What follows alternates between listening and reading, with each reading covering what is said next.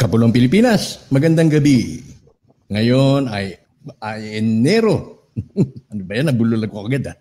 Ngayon ay Enero 3, 2019, araw ng Huwebes, ang regular programming ng Wealth of the Nation series. At tayo po ay nasa episode number 43. Ang programang The Wealth of the Nation ay natatanging programa sa bulat ng Facebook at YouTube na tumatalakay sa pagbubukas ng yaman ng bayan.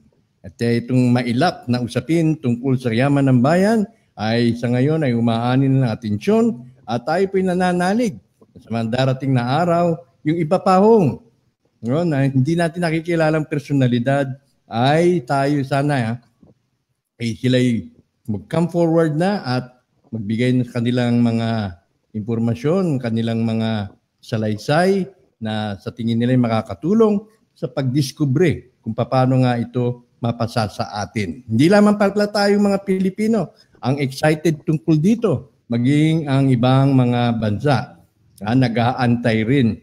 Balita nga natin, sabi raw ni Donald Trump, mag-antabay o mag-antay at may magandang mangyayari. Ano kaya?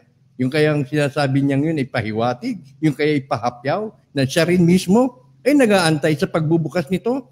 Yan, ilan po yan sa mga masasagot.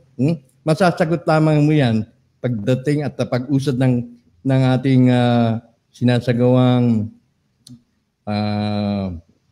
pagkalap ng mga impormasyon hinggil sa usaping yan. Samantala, ang programang Wealth of the Nation ay self-funded, crowdfunded. Kayo po mismo sa pamamagitan po ng inyong tulong ay nasusustain ang programang ito. At kung kayo po ay nais ninyong maipahatid ang anumang inyong appreciation, ang inyong tulong, maaari po ninyong isagawa sa pamamagitan ng Patreon. Patreon.com/UFOSP.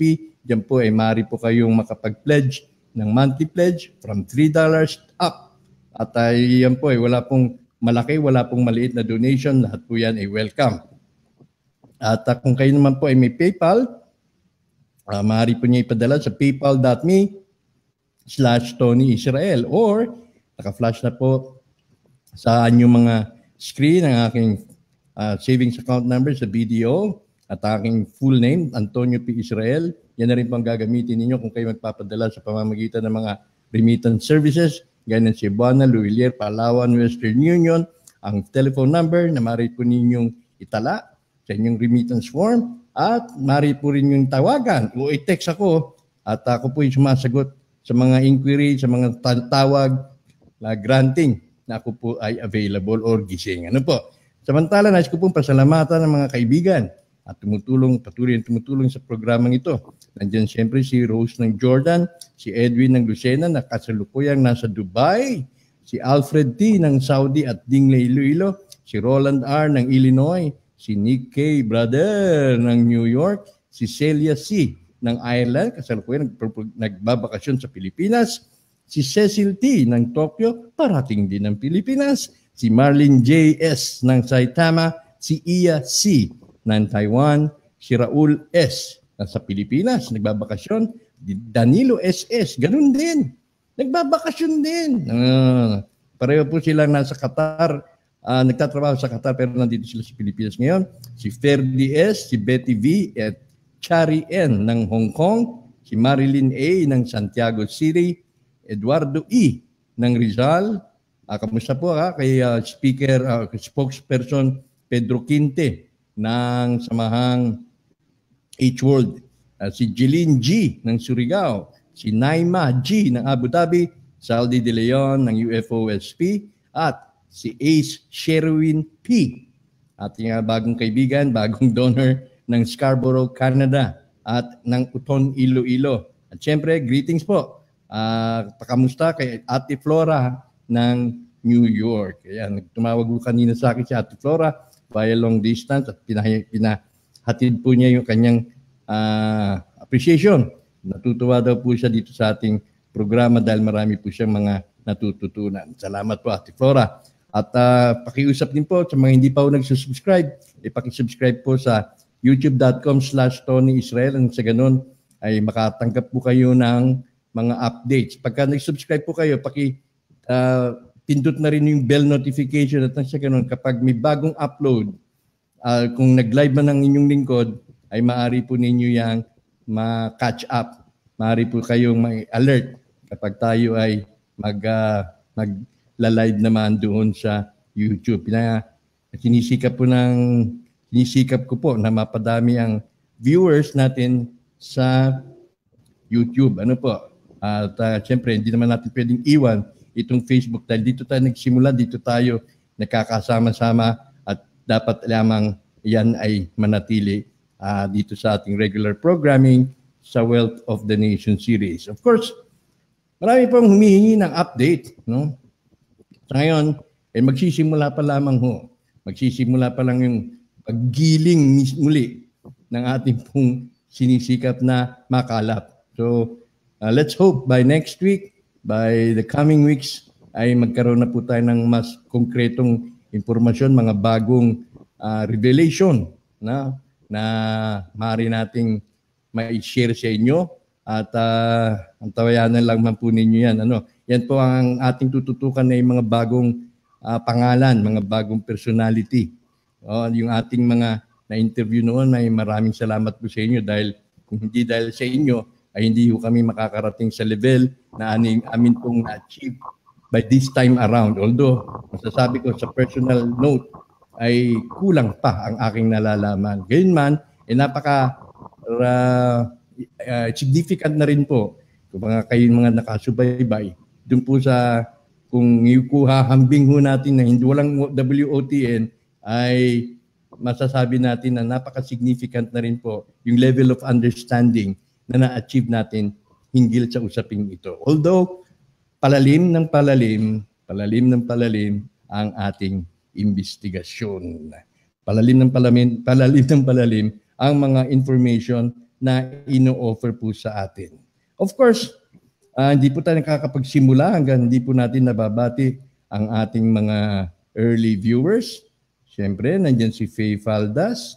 Si Faye Faldas ng Iloilo, si Maria Rosa Silang ng Italy, si Ramil Domins Ayrig, si Jay Medilla, si Alan Milebo, si Kevin Abawag, si Romy Dalangin, Jeric Bueno, si Pastor JC Calaud, Lala Ramirez, Margaret Benaventura, si Emilio de la Torre, Lucita McElroy, si RJ, Mel Laconce, Chris Gahilonia, si Jorek Ramirez, ay Jorek, Daniel Estarija, kay Frederick Celiora Duran, kay Mary Jo Cunanan, kay Tawin Madarang Sahonia, Miguel Luberia, si Maria Rosa Silang ng Italy, si Samuel Sabado, Michelle Hilda Candelaria, Lucy Sichanco, Chona Toralba, Catalina Bahamonde, Anami Cesar, Peter Valderrama, Rose Malvar, Ben Knight, Ben Kint, mukhang foreign individual siya, no? Hindi siya Pilipino, pero sana nakakaintindi ka, Ben. Si Leonor Loberia, si Nivram is Marvin, Lingun, si Yoko na gusto ko talaga. Ayan, good evening sa iyo. Happy New Year. Annaliza Albao Delera, Gibson Trinidad, Violeta Cardenas Lacudine, Annaliza Albao Delera, Claire Bansag Diaz, Irene Poblete, si Renve, Danilo Garcia Rabara, Marimel Habab Kahayag, Bien Arnold Gavanes, si Maricel Findo, de Los Santos, J. Mart Liobert, bagong viewer, si Maribel, si Celeste Lamak, Josie Juanillas Mac, Rosie Sotela Gavanes, tapos na, Ana Misar, si Willow Aragon Raelian, mga Raelian brothers natin, good evening, Conching Trinidad, JV Gold. Oh, yan, Gold. Rana. Hello rin. Riza Reynolds. Marilyn Acedo. Andel Gina. Vanji Paraguas. Ara Oredina. Carmelita Mandalones Verdida. Atisor Sawadan. Marijo Cunanan. Sita Jose.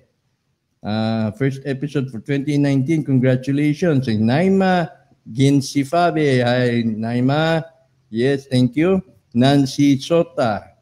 Carmelita Mandalones Verdida. Adora Bistro. Manny Pilirin. Hi, Manny. Kay Nelson Tidoy. Hi, Nelson. Kay Crypto Magnet. Magandang gabi sa iyo, Crypto Magnet. Kay Mel. Sunny Fernandez. Freds Magabang. Hi, Freds.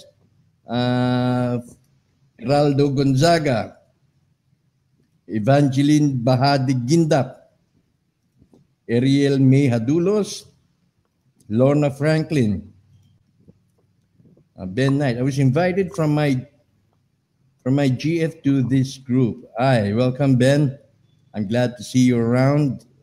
And say hi to your girlfriend for me. Goods Calidonio. Julian Bautista Tapang. Perhaps this is a way for you to learn Tagalog. A good way for you to learn Tagalog. Mario Guy. Kay Sandel Yubiens del Prado. Conching Natividad. Tabeta Tolentino. Dexter Arcabal. Ferdinand Odivelas. Ay, kay Lipo Lipi Firenze. Good evening sa iyo, Lipo. Okay. So, itong ating pong panawin, meron po tayong special na panawin. May malalim po ang kanyang nalalaman hinggil po sa Divino Gobyerno. Kasi po, ang aking mga nasagap na balita at mga ibinahagi sa ating impormasyon. Kapag itong account natin na ito, na napagtagumpayan natin sa level ng material, ito ay naipalabas, ito ay nagkaroon na ng redemption, at magsisimula na yung pagdaloy ng pananalapi, mga projects and everything, ay matunog ang may susunod na kalakaran ng gobyerno ay tinatawag na divine government. Divine government. Hindi po federalismo, hindi po parlamentaryo. At ang iibigin, siyempre, ng sole signatory ay magkaroon ng divine government. Siyempre, para malinis at mawala na yung mga trapo, yung mga politiko sa landas ng pamamahala ng ating bansa. Pag divine government, siyempre, nangunguna, nasa pilar po, nasa arurok ng ating sentro ng ating buhay ay ang Panginoon. At siyempre, kalinisan, pagiging tapat, pagiging malinis at dalisay ang ating mga puso, at gayon ay magkakaroon naman din ng biyaya ang kapalit. No? Kaya nga po, kapag tayo dasal ng dasal, bakit kaya walang bumababang grasya galing sa Panginoon Diyos? Natanong natin yan, ano kaya ang kulang? Siguro, hindi man tayo man personal malinis, pero kung ang paligid naman natin ay madumi, hindi pong nabibiyayaan lahat. No? Baka mabigat sa Panginoon na magpaulan ng biyaya. Kaya atin pong minarapat na mahingian ng opinyon ang ating panawin ngayon hinggil po sa divine government, sa kanyang konsepto. Ano ang divine government? Kay Mr. Vernon Galietes. Magandang gabi sa iyo, Vernon. Magandang gabi din po, Anton. Happy New Year, sir. Si Vernon Galietes ay taga Villasi, Pangasinan. Dito sa ating makikita sa kanyang Facebook profile, siya ay taga Villasi, Pangasinan, editor ng The Ilocano Observer newspaper, at nagtapos siya ng criminology sa Baguio City, at tubong Villasi, Pangasinan talaga si Vernon. At ang mga posting niya ay may kinalaman sa Panginoon, to win in a battle is to friend your enemies. Mga ganun ang kanyang mga At kung hindi ako nagkakamali, Vernon, ikaw ay isang Katoliko? Opo, proud to be a Catholic member, sir. Proud to be a Catholic. Ayan. Proud to be a Catholic. Ako naman, Katoliko pinanganak, ay hindi ko naman dininaw sa aking nakagisnang relihiyon. Although na hindi na ako masasabing pious o religious. So, ano ang konsepto mo at paano mo nasimulan ang iyong advokasya na may kaugnayan sa divine government? Paano ito nagsimula, Vernon? Bali, ako po ay isang negotiator ng mga commodities noon, yung mga treasure hunting negotiation. At doon ko po nasimulan yung pag-aaral ko doon tungkol sa divine government. At sa material po ako dumadaan, hindi po ako pastor at hindi rin ako nag-aral sa mga theological school at mga seminary. Pero naugnay ko yung material sa spiritual sa pamamagitan ng mga verses o patutuo ng Santa Biblia.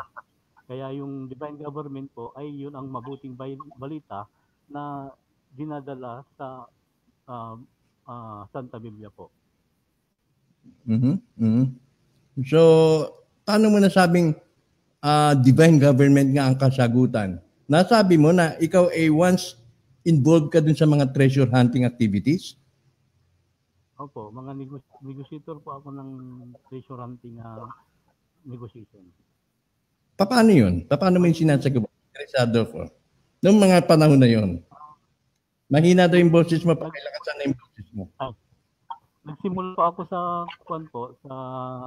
noong 2000 at natapos ko yung sa year 2003. Doon po ako nakapagsimula ng negotiation at na-stop ko doon nung nalaman ko yung part ng negotiation na ang ginagawang material ay tungkol sa divine wealth tungo sa divine.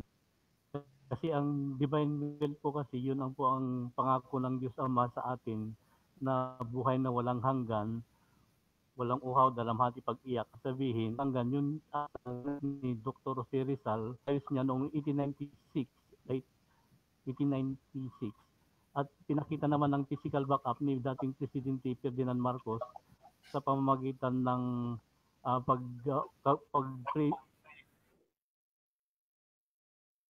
Naghang ka, Vernon, no? Magandang sana. Pero balik ka ulit, Vernon. Balik ka ulit. O bien, siguro doon na tayo sa messenger, doon na kita kukunin. Naghang ka na. So, yan po. Sayang, ha? Pero kukontakin po natin uli si Vernon dahil may banggit na niya si Presidente Marcos. Bilang negotiator na mayroon pala siyang experience as negotiator pagdating sa mga treasure hunting expedition. Siguro dito malakas-lakas. Re-establish natin yung contact with Vernon.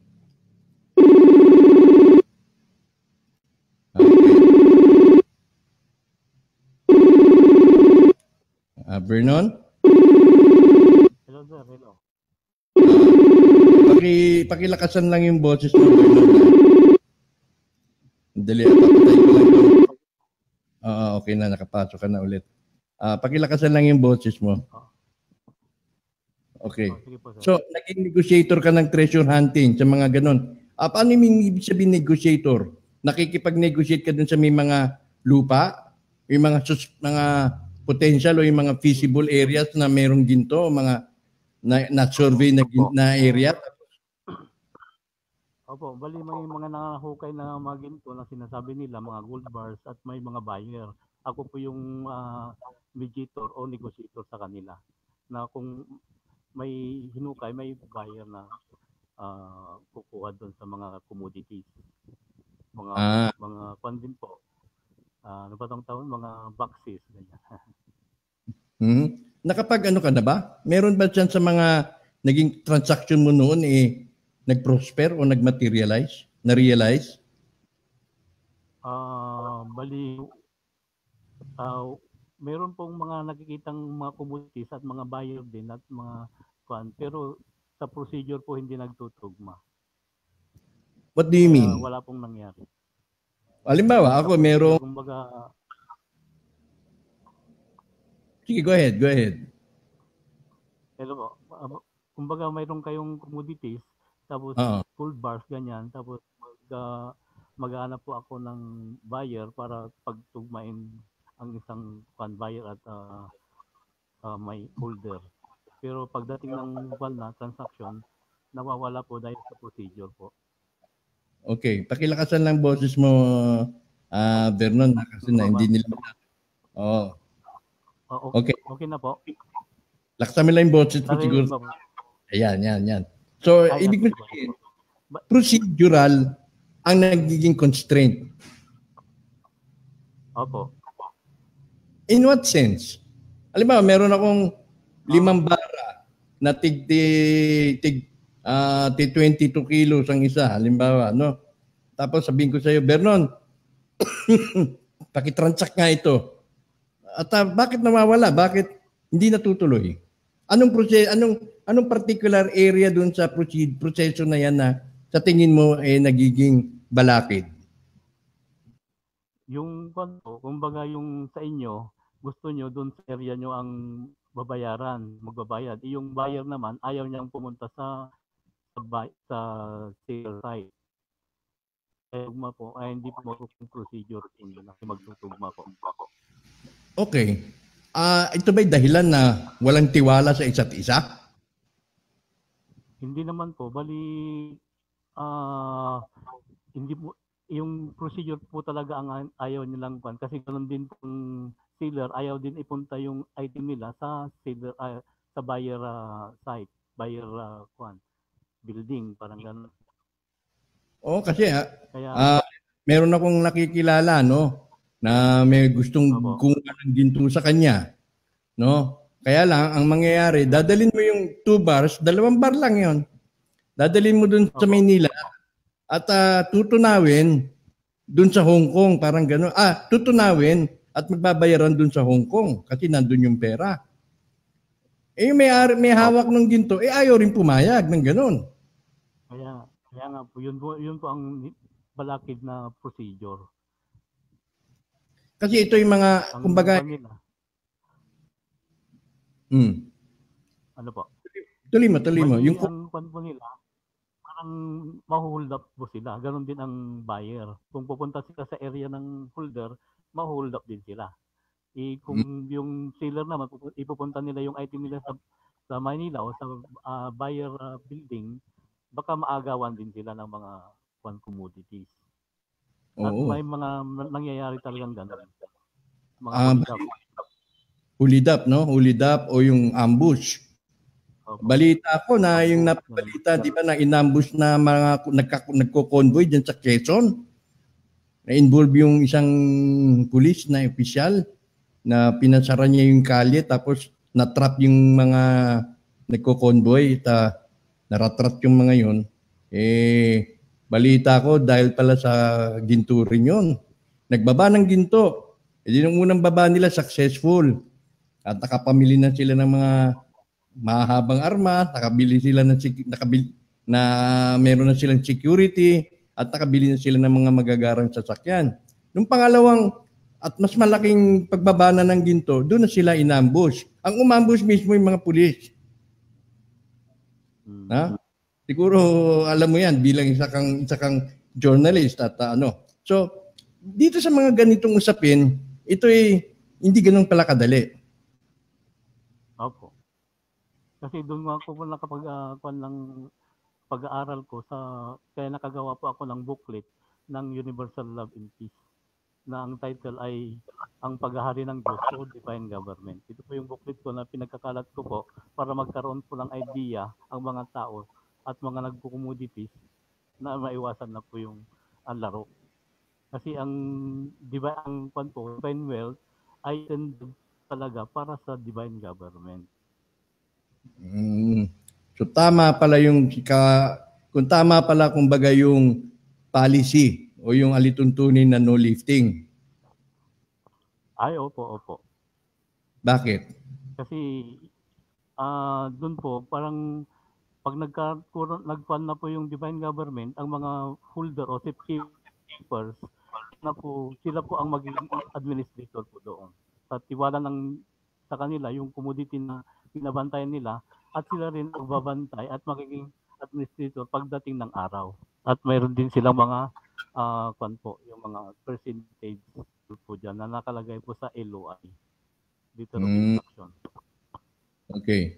Now, the way na naikwento, halimbawa ni Supremo, siguro nakabantayan mo yung mga previous nating episode dito. The way na naikwento halimbawa ni Luis Yoyongco na sila ay mga keeper at meron silang massive amount of gold. Di umano. Sa tingin mo, hindi ganun kadali yan? Personal assessment mo. Sige po. Ang pan ko po, lahat po ng pan natin, ginagalawan natin mga divine wealth ay nakaprophesied po sa Santa Biblia na ang sabi ng Diyos Ama ay hindi pa niya tinutupad ang kanyang pangako sapagkat ayaw niyang mapahamak ang mga tao. Ang pangako niya kasi yung buhay na walang hanggan na sinabi ko kanina at walang uhaw, dalamhati, pag-iyak at sakit. Ibig sabihin, kailangan natin ang pagmamahalan. Ang pinakasusi ng unang lahat ay yung pag-ibig sa isa't isa na hindi sa salita kundi sa gawa. Okay. Now, naiintindihan ko na ang iyong nagtulak sa'yo sa panibagong direksyon na may kinalaman dito sa divine government at yung pakikipagrelasyon natin sa Panginoon dahil noong mga transaksyon mo noon kahit anong pilit ninyo ay hindi nagpo-prosper. Opo. So, halimbawa, kahit meron pa, sabihin mo, kahit nakahukay na ako nasa tabi ko na, natutulog ako sa katabi ko yung ginto, hindi talaga ito mailalabas, bagkus magiging mitsa pa ng buhay ko. Now, sa iyong pagpupunyagi, na hanapan ito ng solusyon, nakita mo na kailangan ang relation natin sa Panginoong Diyos ay matibay, nakita mo na kinakailangan maipatupad ang divine government. Ganun ba? Correct po. Pero ang doon, bago magkaroon ng divine government, kailangan po mapalitan po natin ang sistema. Yung kagaya ng federal system at ang parliamentary form of government. At ang pinakalikod po ng ay divine government o ang paghahari ng Diyos o the kingdom of God. Sige, paliwanag mo kung paano natin yan. Kung halimbawa, ikaw ay inatasan, Vernon, ikaw ay inatasan ni Sol Signatory na mag-design o magbigay ng draft o yung blueprint ng divine government. Saan mo sisimulan? Bali, ang po dyan, parang ang na-propose sa una, yung protocol. Kaya ng sabi ni Jesus Christ na walang makakapunta sa Ama kundi sa pamamagitan ko. Ibig sabihin, at sinabi pa niya na ako at ang Ama ay isa. Ibig sabihin, puso po yung kailangan natin bago natin isagawa sa isipan. Kaya kailangan, ang pinakasusi po ng lahat ay puso. Pag-ibig, ang katapatan ng ating puso.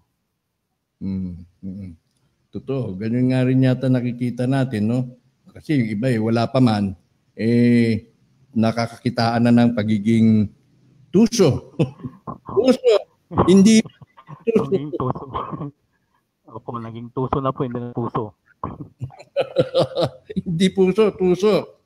Nangangarap na. Ganito, magiging ganito at ito lang sa'yo at ito ang akin. May mga ganun no? So, dito sa iyong pampleta, meron ka ditong pampleta, no? Ayan. Ito yung mga, ito ilan lamang dito sa pahina na iyong inihanda. So dagdag kaalaman, dito na muna tayo yung tungkol sa divine government. Nabanggit mo kanina, o nababanggit dito yung patungkol sa federalismo. Paano ito related ito, Vernon? Ano ang relasyon ng divine government sa federalism? Ibig ba sabihin bago tayo magkaroon ng transition papunta sa divine government, magfe-federalismo muna tayo?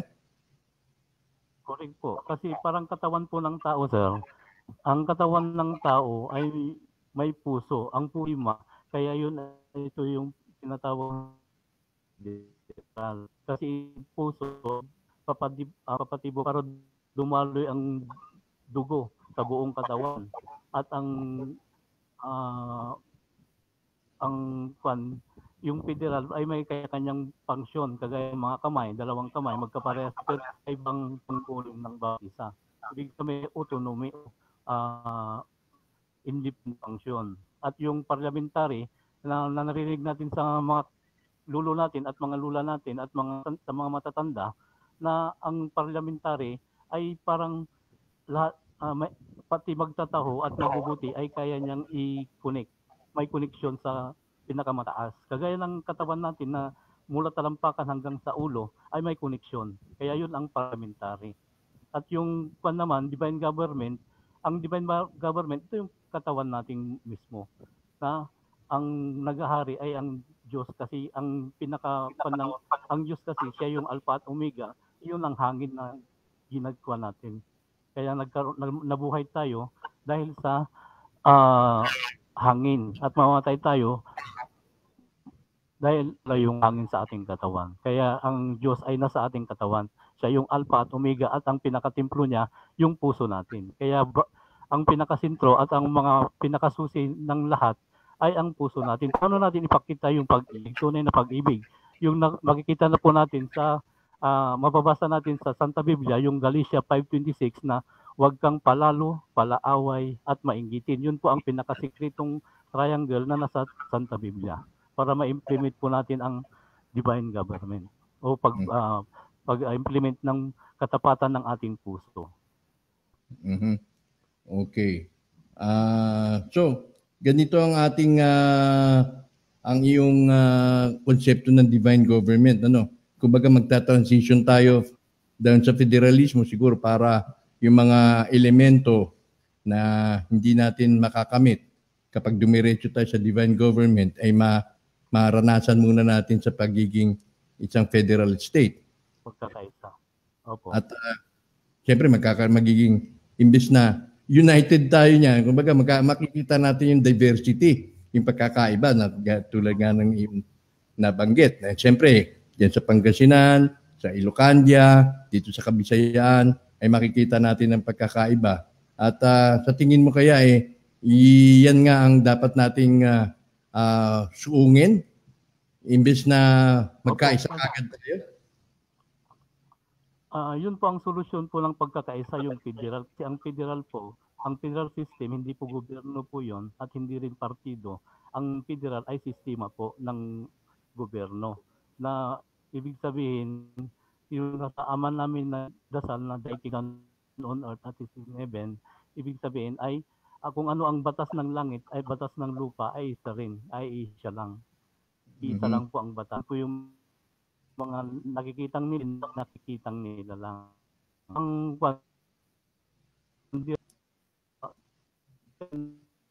naglag yung ano mo. Hello? At may legal. Pakiulit. Ganoon kasi medyo hindi naging klaro yung dating. Ay, ganun po. Sige, pakiulit. Ang pag-apid po ay hindi yan at hindi rin partido. Ang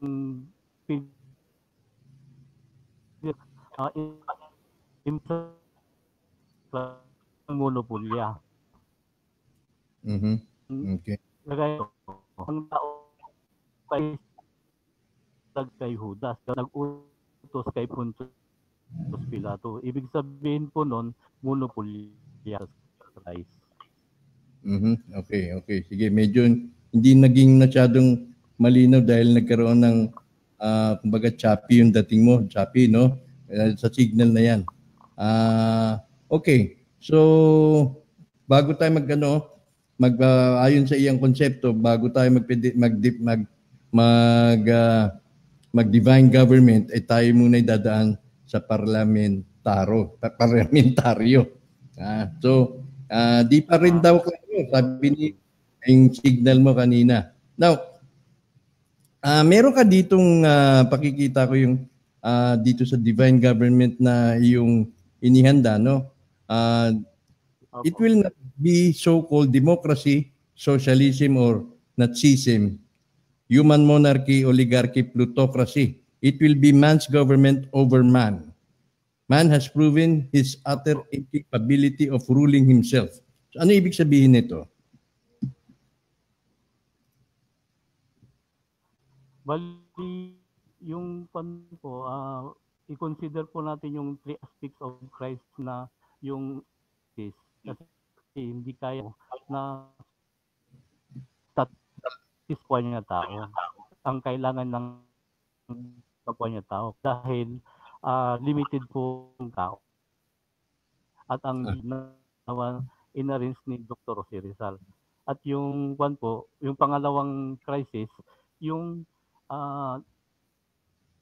biological crisis, kagaya ng mga health problems, iba pang diseases na darating. At ang pangatlong crisis ay yung physiological crisis, yung mga doctrines ng mga religion. Away sila sa paghahari sa mundo. Hindi pa doktrina ng mga religion. Yan, talagang naghihiwalay pang mga na. Naranasan ko yan dahil nga nagkaroon ng pagtatangka doon panahon pa ni Pinoy, ni Ninoy Aquino, na magkaroon ng spiritual government. Kami sa UFOSP ay naimbitahan. Kasama ko dyan si Ed Neri, dyan sila Ellen Chan doon sa La Union, at kami napabilang doon, nagkakilala kami, no? Pero yun nga, hindi mo maiwasan na sa grupo, iba-ibang mga sekta yan, iba-ibang mga relihiyon, iba-ibang mga belief system na umiira. Siyempre, nandiyan din yung mga Rizalista at nandiyan din yung mga Adernista. Mga diverse, napaka-diverse. Pero nakikita ko pa rin yung pagiging egotistic ng iba. Nandoon pa rin, hindi mawawala yun. Na gusto rin nila na sila ay magkaroon. Kung silang maghahari. Oo. Nandoon pa rin. Maghahari po eh. So nandoon pa rin, ano? Kaya hindi rin siguro kahit ba sabihin mong pare-pareho kayo ng direksyon at patungkol kay Bathala, patungkol sa Diyos, patungkol kay Kristo, patungkol sa kung sino yung kanilang kinikilalang supreme being, nandoon pa rin. Tayo pa rin ay first and foremost a human being. Kaya umuug na ito doon sa sinabi mo na incapable of ruling himself. Kailangan siguro talaga merong leader. Meron tatayong leader. Ang leader ba na sa tingin mo na dapat tumayo ay isang hari? Opo, bali King of Kings at noon po sa Santa Biblia po yun. Although tayo mismo ang mga hari sa ating katawan. Kaya lahat tayo ay kaya supreme, ibig sabihin, tayo yung mga hari ng ating katawan na walang nagmamandar. Kung mayroon tayong kalayaan. Basan ang Espiritu ng Diyos, sabi ng Santa Biblia, ay andun ang kalayaan. Kaya nga, maganda nga naman yung kaysa yung dinidiktahan tayo. Bagamat, siyempre, guided yung ating mga actions. Guided yung ating mga direksyon at nagkakaisa tayo tungo sa kabutihan ng lahat, no? So, ikaw ay naniniwala, Vernon, na kapag ito na ilabas itong yaman ng bayan, ay may lilitaw na hari ng mga hari?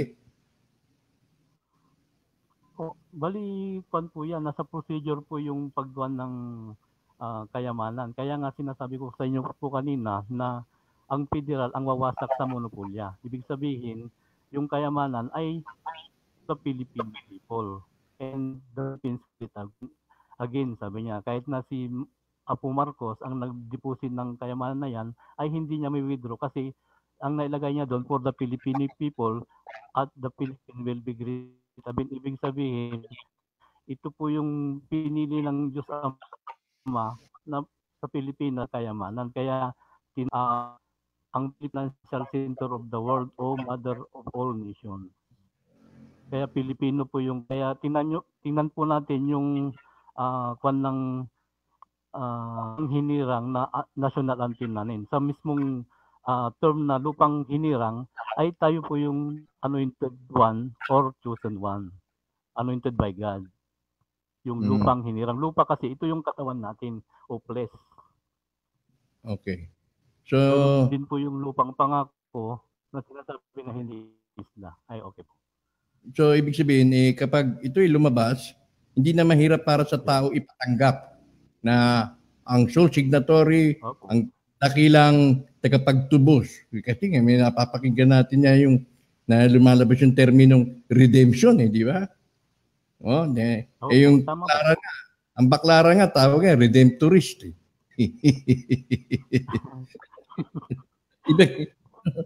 So, ibig sabihin, may panibagong Kristo sa material world. Na? Kasi siya ang tutubos Tama po. Kasi, ng daigdigan. opo. Bali, tatlo po kasi ang Adan na naitago sa Santa Biblia. Pero ito ay yung si Adan na isa, yung sinner, di ba? Yung naunang tao.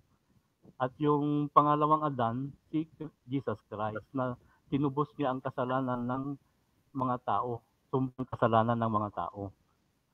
Kaya nandun na, tapos na po yung redemption ng spiritual. Ang po natin, yung third Adan, na redeemer of the flesh o implementer ng divine wealth ng Diyos Ama. So yung pagtubos sa kaluluwa, ayon sa iyong pagsusuri, ay ginampanan na ng Panginoon Spiritual. sa spiritual. Opo, tapos na po. Tapos na. Opo. At Kasi ngayon, dahil kay nawawala. Pakiulit. Sige, dahil kay I know. Ay dahil Jesus Christ, Lord Jesus Christ, ay kaya nagkaroon tayo ng karapatan na tawagin ang Diyos na Ama-ama. At lahat, kung alam natin na si Kristo ay matuwid, ang lahat ng gumagawa ng matuwid ay anak ng Diyos. Kaya lahat tayo ay magkakapatid at ang panganay natin, firstborn of all creations, ay si Lord Jesus Christ. Kaya natubos na po ang kasalanan ng tao o yung spiritual, redemption of spiritual and soul and spirit ay natubos na po at ang hinintay po natin ay yung pagtubos ng material. Kaya nga may divine wealth o divine treasure. yun. Yung maganda. So ang nag-ugnay sa atin sa spiritual na bagay at sa spiritual na aspeto sa Panginoon, sa Diyos Ama ay si Panginoon Jesucristo na ginagampanan natin. No? Although alam natin na hindi yan perfecto, no? Marami pa siguro tayong dapat matutunan. Although na may naganap, no? Now, itong manunubos na ating inaanbangan, na inaantay, ito naman yung dun sa material na aspeto. Talo ng sinasabi mo na magbibigay sa atin ng kaginhawa dun sa material na bagay. Na ito naman din ay kaloob ba rin ng Diyos Ama, di ba? Parang triangle nga sila. Triangle nga sila. Nandun yung ang Diyos Ama, nandun sa, kumbaga, nandun sa taas. At nag-uugnay dito sa aspeto ng individual na nandito tayo sa, nakayapak tayo sa lupa, ang Panginoong Jesucristo, at yung still remaining unknown, yung dakilang manunubos naman pagdating sa paglabas nitong divine wealth. Opo. Maganda yung analysis mo. Sa tingin mo ba lalabas siya? Sa tingin mo ba ito ay masasakatuparan sa panahon natin?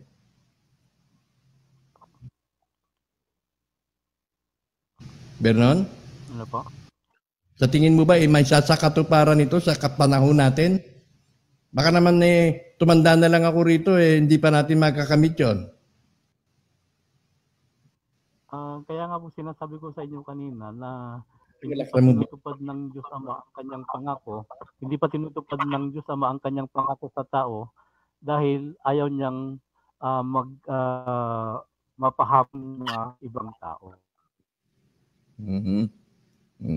Ang kagaya ng dapat ikwan natin yung mensahe ng watawat nating Pilipinas na andun yung pagkakaisa na may kalayaan. O ibig sabihin ay love and peace. Yung Santa Biblia mula Genesis, Book of Genesis hanggang Apocalypse. Hello, Burns? Vernon? God to love po. Okay po. Naputol ka. Anyway, may nabanggit, halimbawa, paano naman may-reconcile mo yung dito sa ating Lord's Prayer na thy will be done on earth as it is in heaven? Nandun ba ang susi? Opo. Kasi yun po ngayong sinasabi ko na iisang sistema po, iisang batas. Ang batas po yun ang kamay na bakal at ang kamay na bakal yun ang salita ng Diyos o pag-ibig. Yun po ang pinaka-root word ng utos ng Diyos ay pag-ibig po. Kasi ang Diyos ay pag-ibig po. Sige, maganda yung ibinahagit. Mukhang may mabubuksang susi nga ito. Kaya nga, kapag lumitaw ang tunay na sole signatory, tayo itutubusin niya at mga may asahan natin na magkakaroon tayo ng magandang kabuhayan. Ngunit siguro kailangan din paigtingin natin at patibayin ang ating pananampalataya sa Diyos Ama dahil sa Kanya pa rin ang nasa gitna at siya pa rin ang magpapaunlak o magpipigil kung kaso ay ayaw niyang itong ibigay sa atin. Tama yun, Vernon, ano? Opo. Kaya kailangan natin ng pagkakaisa ng ayan. Yan, tama. Now, meron ka dito, bago tayo magtapos, bago ko natin itong interview ko sa iyo, meron ka ditong dito sa iyong pinamamahaging material na may Judge Pihaw. No? Judge Pihaw in Remoris Davisdab.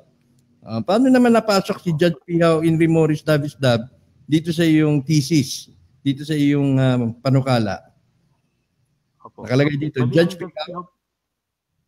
Opo. Sige. Ang Judge Pihaw po kasi, hello po. Ang Judge Pihaw po ay kwan po yan. Title po ng Diyos Ama. Kasi siya lang po ang judge. Kagaya ng kwan, ang title po ng mga ibang tao ay engineer, archivist natin, ay siya lang ang hukom. Kaya siya po yung judge Pihaw. Kasi ang Pihaw na Philippine ay ka-orient. Ang Pilipina po ang na pituan ng kaliwanagan.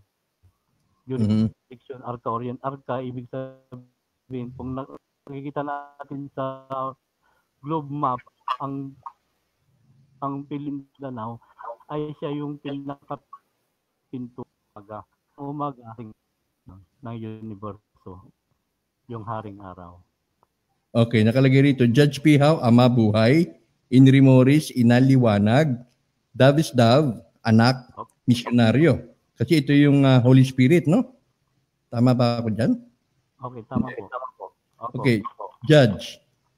Ito yung acronym ng Judge. Kasi yung Inri po, siya yung kalikasan. Inaliwanag. Okay. Ikaw, ito ha. Gumawa ka ng sarili mong acronym, pinag-isipan mo to. O bien, binigay talaga sa iyo. Ha? Mahirap ito isipin, ha?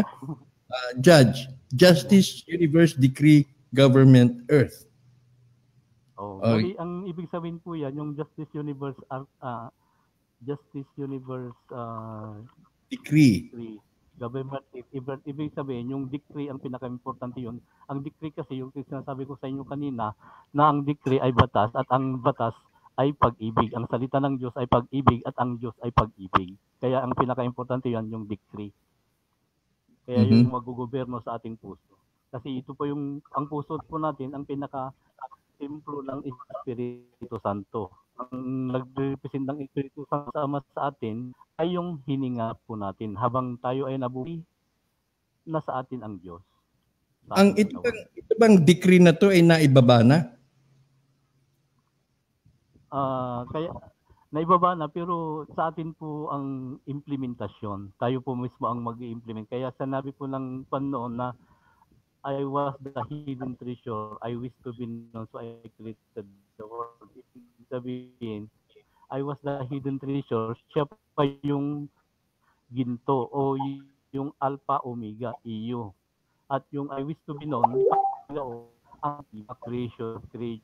So I created the world, so I created the world. Ang tao ang mag-implement sa kanyang kaya gaya ni Jesus Christ na in the world become flesh kaya siya yung si Jesus Christ. At tayo Okay. naman na mga younger brothers niya ay tayo ang mag-implement natin ang Okay, medyo yung katapatan choppy. ng ating puso. Okay. Now, ito naman, meron ka dito na in remoris, ibig sabihin ay Kaligtas. igneo is water, natura is fire, R stands for renovator, at integra is earth. So, bali dito sa INRI, binabanggit mo dito yung apat na elemento, no? Earth, water, Yan po yung kalikasan. kalikasan. Yan At po ito ang yung kalikasan ng ating kalikasan kasi itong katawan natin.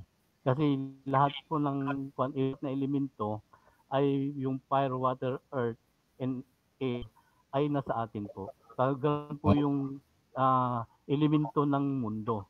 At kasi isa po yung nagka-synchronize po yung mundo at yung tao. Ang mundo, ang earth ay universe. Ang puso natin ang pinakasentro ng ating At syempre, itong elementong ito ay kailangan nito sa survival ng tao. Hindi tayo pwedeng mabuhay kung walang water. Hindi tayo pwedeng mabuhay kung walang fire. Lalo't kung walang air. At lalo kung walang lupa. Now, dito sa Moris, morning, rising sun, rising moon, shining stars. No? So yun ang interpretation mo doon sa Moorish na yan. Ang dovest dove, the best dove, turns into naked man dove. Encanto de Dios. Ano to? Paano ibig sabihin? Parang Holy Spirit po yan. Holy Spirit po nasa ating katawan. Kasi ito ang hangin ay di ba makuan po yan, malinis na ang hinihinga natin ay malinis. Pero nagkukuan lang nagpapadumi dahil sa inuuna natin yung pero pag inuuna natin ang puso natin ay napakalinis po ang katapatan ng pag-ibig na nasa atin. Kasi Okay. ang utak natin ay exaggerated mind po. At saka siyempre polluted. No? Polluted mind na. Kasi dapat unahin po natin yung katapatan ng puso natin para maganda po yung takbo ng ating buhay. Ayan. Walang lamangan, ganun po. Walang paralugan. Diyan pumapasok yung tinatawag, yung sinasabi ni Supremo na cleansing. No? At diyan siyempre pumapasok din yung ibig ng mga nakakausap nating potential ay implementors na magkaroon nga ng katapatan at kadalisayan sa ating puso. Ngunit, kabila ng yan, napakahirap po yan ma-achieve. Siguro mapipili mo lang sa 10 kaibigan mo. Meron pa dyan mga hindi naniniwala. Meron pa dyan na, wala yan, hindi totoo yung mga divine wealth na yan. Bumalik ka na lang, gumising ka at magtrabaho ka dyan. Gayon pa man, hindi naman natin ito bibitawan ng ganun-ganun lang.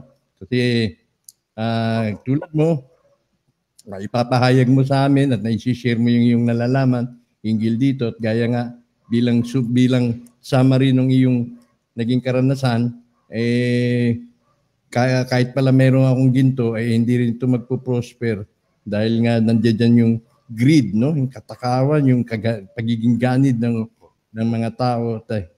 Lalo na, what more pa kung marami ito, bulto-bulto. At diyan mo nga naisip na kinakailangan talaga na magkaroon ng kadalisayan sa sarili, kadalisayan sa isip, sa puso, sa diwa, at nang sa ganun ay ito ay maigulong na, no? Maigulong na. Okay. So, Vernon, nasa yung pagkakataon bago kita bitawan, saan ka ba nila pwedeng makontak? Meron pa akong number sa na pwedeng makontak at may yung Facebook ko po ay open pwedeng magpan. Pati yung booklet ko ay nakapost niya nakabrib.com. Tapos, i-search lang po yung Universal Love and Peace at mag-a-appear po doon at yung booklet na tuptap. Video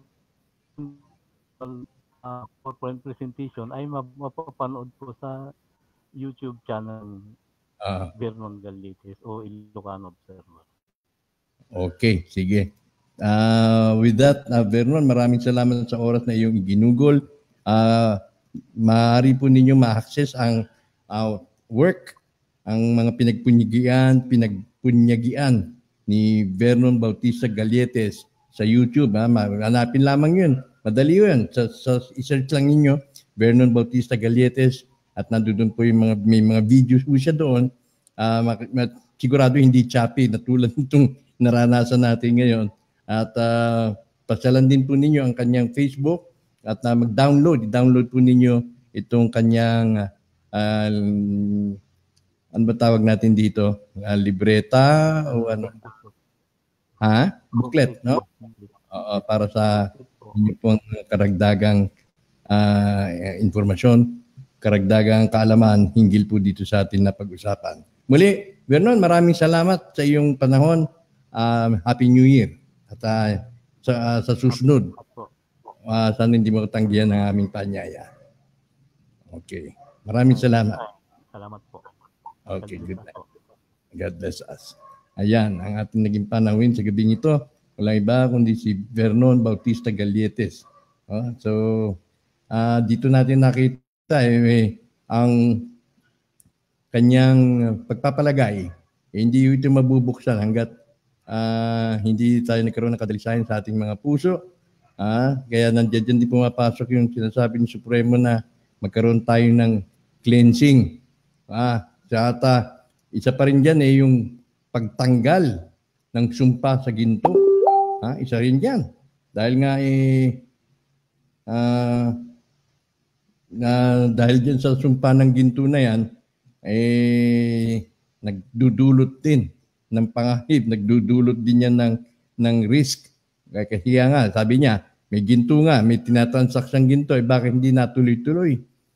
Paano? Walang tiwala sa isa't isa. Yung buyer at yung seller hindi magkatugma at hindi sila magkasundo kung paano ito i-execute. Magkabayaran sila ng kaliwaan. Yung buyer gusto tunawin yung ginto. Pag tinunong na yung ginto, ano pahabol ng seller? At gaya nga nung mga pangyayari na nakakubkob, iniwan dun sa pare o iniwan dun sa pastor. Hindi na nagpakita yung pare, hindi na nagpakita yung pastor. Gaya dito sa Iloilo, yung pare involved dahil nagbigay siya ng pahintulot na magkubkob dun sa sementeryo, dun sa San Joaquin. Sabi wala naman daw sa San Joaquin na Iloilo. Yung may sementeryo yung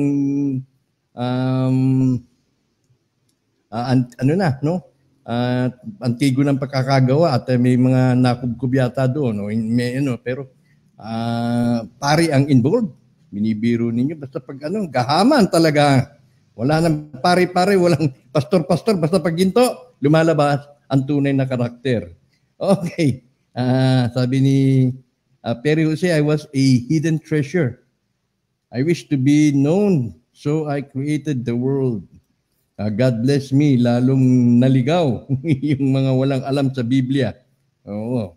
Yung mga walang alam, kaya magbutit kung magbabasa tayo ng konti.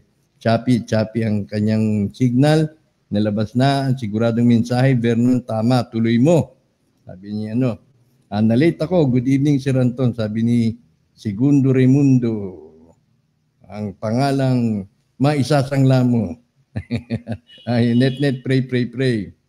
The answer, tuloy mo lang yan bro, sabi ni the answer.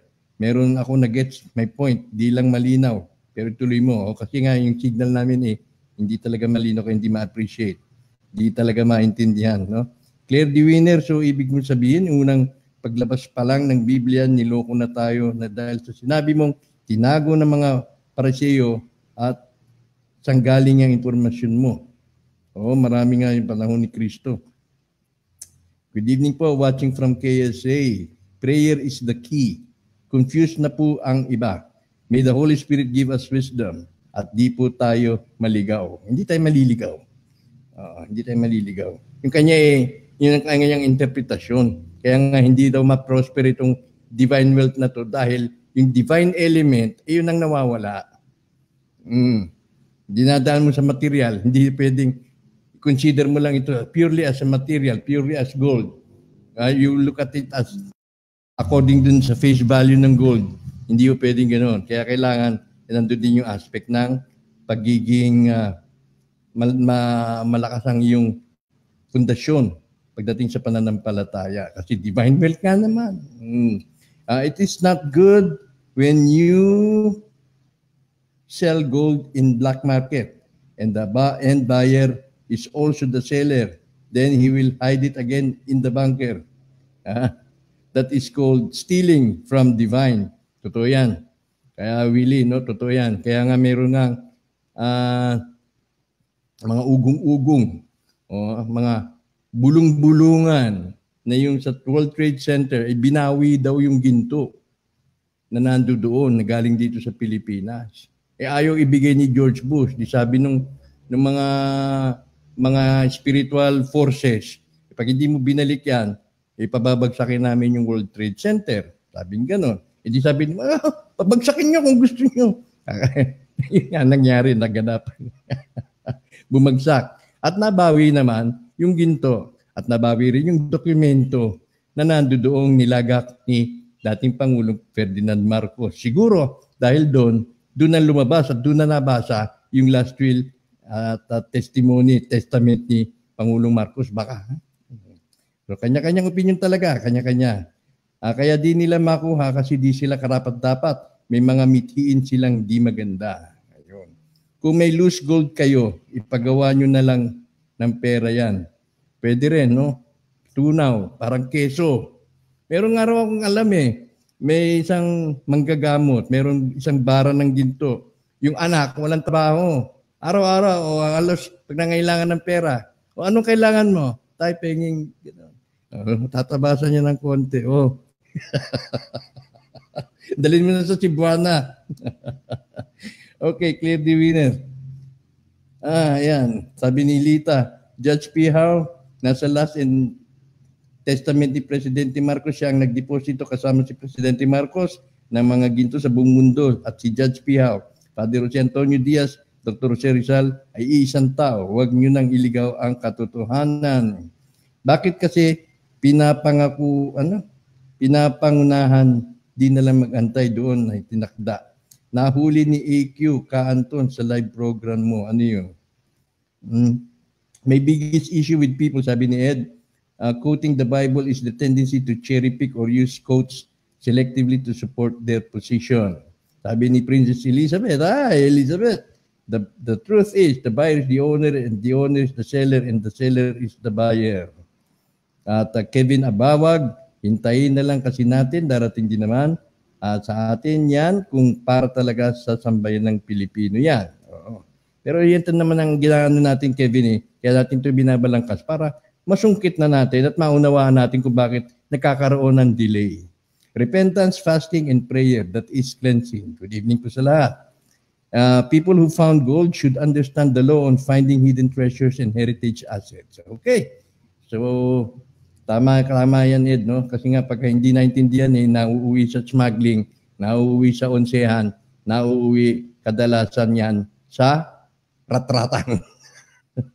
Kaya sasabihin, may sumpa ang ginto. Kaya, ito ang ating nasaan. Paglabas ng sole signatory, siya na rin siguro mismo ang magpapatanggal ng sumpa. Kaya antabayanan po natin yan. Bakit tayo lumabas? Sabi ni Ted.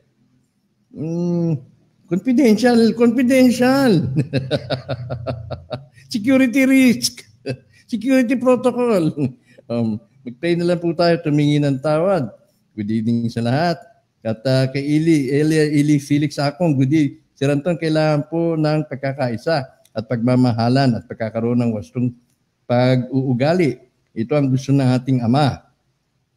Kung gusto na ilabas ang kayamanan. Okay, oo naman. Hula sa Biblia na mahahawakan talaga yung ginto ng mga tao, pero itatapon din sa huli dahil hindi yan ang susi sa tunay na kaligayahan. Totoo yan, Marjo.